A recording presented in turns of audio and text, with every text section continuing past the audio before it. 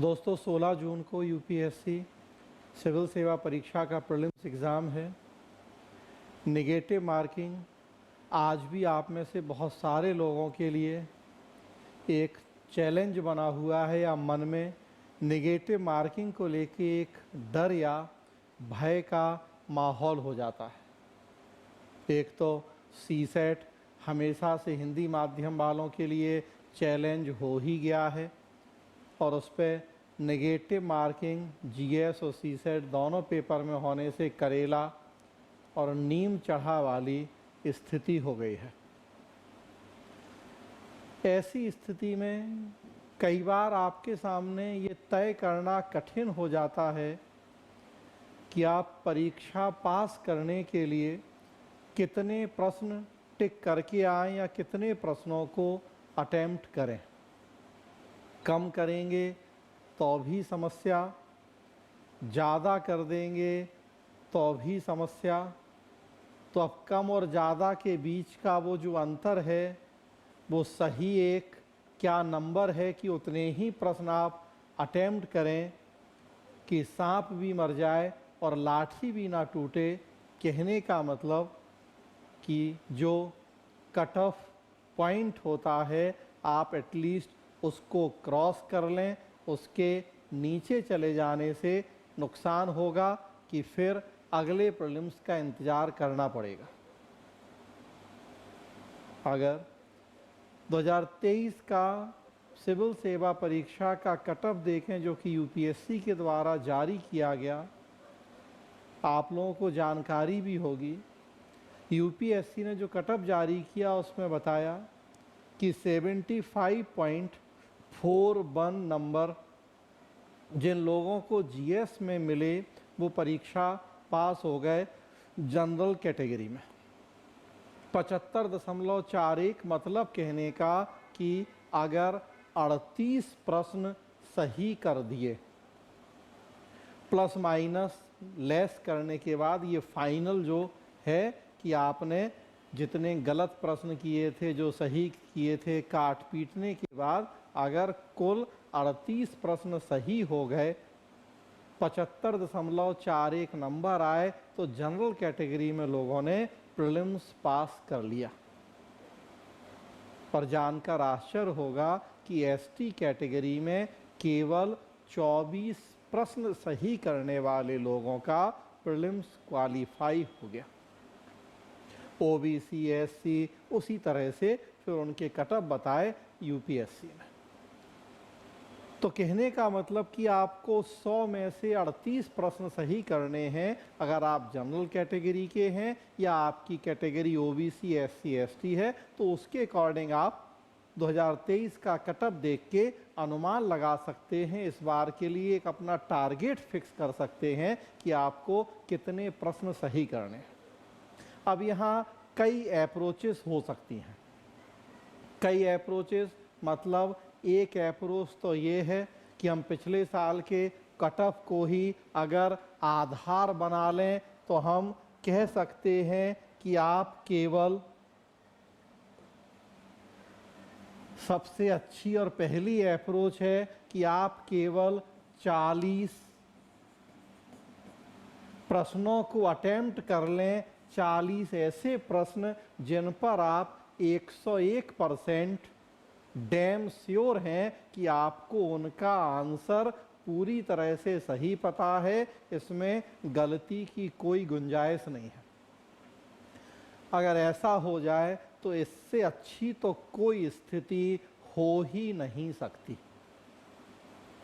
पिछले साल 38 प्रश्न था तो ज़रूरी नहीं है कि इस बार भी 38 रहेगा। ये डिपेंड करता है कि पेपर का स्टैंडर्ड क्या रहा, उसमें पूछे गए प्रश्नों का स्टैंडर्ड, किस सब्जेक्ट से कितने प्रश्न पूछे गए। बहुत सारे फैक्टर होते हैं कट ऑफ डिसाइड करने के, लेकिन हम पुराने अनुभवों को देखते हुए ही एक आधार तय करते हैं, अपने लिए एक टारगेट फिक्स करते हैं। तो 38 की जगह 40 ही हम मान लें, 2 और बढ़ा दें तो 40 प्रश्न सही करने पर हम उम्मीद कर सकते हैं कि 2024 का प्रीलिम्स हम पास कर जाएंगे। हालांकि मैं ये भी साथ साथ कह रहा हूं कि ये केवल अनुमान होगा, पिछले अनुभवों को देखते हुए वो कम ज़्यादा हो सकता है।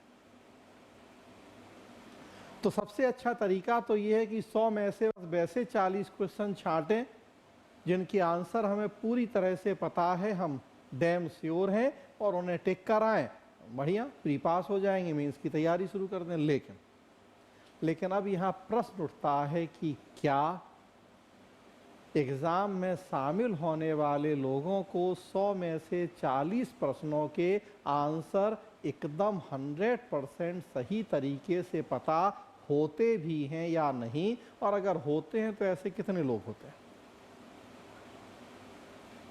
सच्चाई तो ये है कि शायद कुछ गिने चुने मुट्ठी भर लोग ऐसे होंगे जो दावे से ये कह देंगे कि उन्हें इन 40 प्रश्नों का आंसर आता है और 100% सही है, इसमें कोई भी गलत नहीं होगा।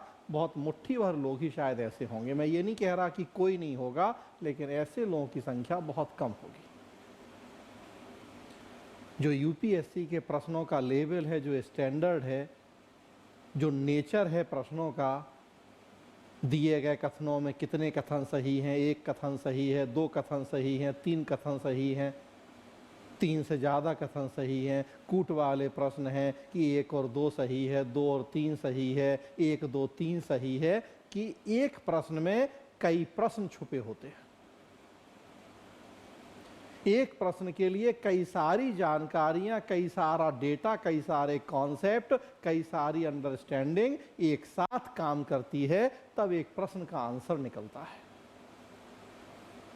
तो वैसी स्थिति में 100 में से 20-25 प्रश्नों के ही आंसर आपको 101% डैम श्योर हो कि यही आंसर होगा, तो मुझे लगता है कि बहुत बड़ी बात है।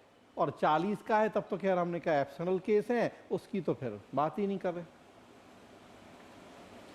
तो अगर मान लें हम कि 25 प्रश्नों के आंसर तो आते हैं आपको, एक आप अच्छे स्टूडेंट हैं, तो 100 में से कि वो 25 तो कुछ भी हो जाए गलत नहीं होगा, वो उतना तो हो सकता है। ट्रेडिशनल सेक्शन है, हिस्ट्री, ज्योग्राफी, पॉलिटी के 5-5 प्रश्न भी हम मान लें उनके, कि हिस्ट्री के 5 प्रश्न ऐसे हैं ट्रेडिशनल थ्योरी बेस की, ये तो 101% पता है हमें, उसी तरह से ज्योग्राफी, उसी तरह से पॉलिटी, तो 25 प्रश्न तो कम से कम ऐसे जरूर निकल सकते हैं जिनका आंसर 100% हो, 30 भी हो जाए वो। लेकिन अब उसके बाद क्या, हमें कम से कम 40 प्रश्न तो सही करने हैं प्री पास होने की संभावना बनाए रखने के लिए। तो कहने का मतलब कि अब हमें रिस्क लेनी पड़ेगी। 30 का आंसर तो एग्जैक्टली हमें आता था, हमने टिक कर दिया, लेकिन अभी हमें 30 को 40 पहुंचाना है, तो रिस्क लेनी पड़ेगी। तो याद रखें, यूपीएससी के एग्ज़ाम में बिना रिस्क लिए परीक्षा पास करना कठिन है। रिस्क तो लेनी पड़ेगी। अब फिर प्रश्न यहाँ यही उठता है कि कितनी रिस्क लें। 30 का आंसर हमें आता है, जाना 40 पे है, अब कितनी रिस्क लें? 10 क्वेश्चन और टिक कर दें, 30 + 10 कर दें, क्या गारंटी है कि 10 में पूरे 10 सही होंगे?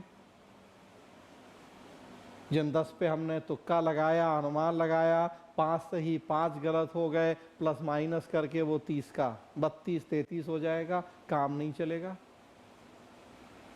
तो अब ये कैलकुलेट करना है आपको अपने विवेक से। हर आदमी के लिए कोई फिक्स फार्मूला नहीं हो सकता। आपका कितना अध्ययन है, कितनी समझ, कितनी नॉलेज है, कितने समय से आप पढ़ाई कर रहे हैं, पुराने पेपर हल किया आपने, मॉक टेस्ट सीरीज लगाई आपने, उसमें आपकी क्या स्थिति है, ये सारी चीज़ें देखते हुए हर आदमी को अब ये अपने विवेक के अनुसार तय करना होगा कि कितना रिस्क लें। लेकिन रिस्क तो लेनी ही पड़ेगी। 10 प्रश्न की रिस्क लें, 20 की लें, 30 की लें, 30 के बाद 10 की रिस्क लेंगे, तब भी तय है कि आप प्री पास नहीं करेंगे, क्योंकि 10 में पूरे 10 तो सही नहीं होंगे जो रिस्क आप लेंगे, और रिस्क बढ़ानी पड़ेगी आपको। मान लीजिए आपने 50 प्रश्न सही टिक किए, 30 जो आपको आते थे, 20 पे आपने रिस्क ली, 10 सही हो गए, 10 गलत हो गए, 3 गलत और 1 सही मतलब 0। एक सही में 2 नंबर मिलेंगे और 3 गलत में 2 नंबर कटेंगे। तब भी देखिए 40 नहीं पहुंच पाएंगे आप। 10 सही 10 गलत करेंगे आप तो 3 क्वेश्चन कम हो जाएंगे, मतलब 7 के आसपास सही। 30 + 7 मतलब 37, थोड़ा सा अभी भी कम रह जाएगा। हाँ, ये है कि जो 20 प्रश्न पे आपने रिस्क ली है, इसमें अगर 12 सही हो जाएं, 8 गलत हो जाएं, 11 सही हो जाएं, 9 गलत हो जाएं, तो तब ये कैलकुलेशन जो मेरा मानना है कि आपको अपने विवेक से करना होगा। थोड़ा एग्ज़ाम हॉल में जाने के पहले भी एक माइंडसेट होना चाहिए कि हमें 100 में से कितने प्रश्न अटेम्प्ट करने हैं, कितने सही आने के बाद कितनी रिस्क लेनी है। 2 घंटे का वहाँ समय है, पहले से थोड़ा सा माइंड सेट रहेगा, एक कुछ कैलकुलेशन दिमाग में रहेगा, तो वहाँ फिर तेज़ी से डिसीजन लेने में आपको आसानी होगी। लेकिन याद रखें, रिस्क लेनी पड़ेगी, कुछ गैस करना ही पड़ेगा, कुछ अनुमान के आधार पे आपको अटेम्प्ट करने ही पड़ेंगे। आप केवल ये सोचें कि जितना हमें सही आता है उतना ही टिक करें, पास हो जाएंगे तो संभावना कम रहेगी। हाँ, 40 आते हैं बहुत अच्छे से, बहुत अच्छी बात। लेकिन कई बार ऐसा होता है कि एग्ज़ाम हॉल में लगता है कि ये 40 हमें आते हैं, घर आते आते वो 32-35 बचते हैं और तब लगता है कि अरे कुछ और टिक कर देने चाहिए थे।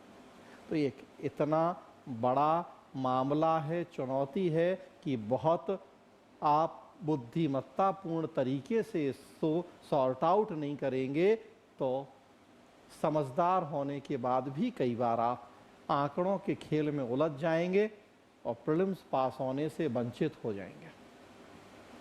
आप 60 प्रश्न कर लें, अब ये आपको देखना है, जैसा हमने कहा, आप 60 प्रश्न कर लें, 30 ऐसे जो 100% डैम श्योर हैं आप, और 30 पे आपने रिस्क ली है। अब उस 30 में मान लीजिए 15 सही हो गए, 15 गलत हो गए। 15 सही हुए तो आप देख लीजिए 30 नंबर मिले आपको, और 15 गलत हुए तो 3 पे 2 नंबर कटने हैं, मतलब 10 नंबर लेस होंगे, तो 20 मतलब 10 प्रश्न सही हो गए आपके। तो 30 ये सही थे, 10 यहाँ से सही हो गए, 40 प्रश्न सही हो गए। 60 प्रश्न किए, एक मैं कल्पना वाली स्थिति लेके चल रहा हूँ कि 60 प्रश्न आपने अटेम्प्ट किए, 30 बहुत अच्छे से आते थे वो, बाकी 30 पे आपने रिस्क ली जिसमें थोड़ा डाउट था आपको कि ए होगा कि बी होगा।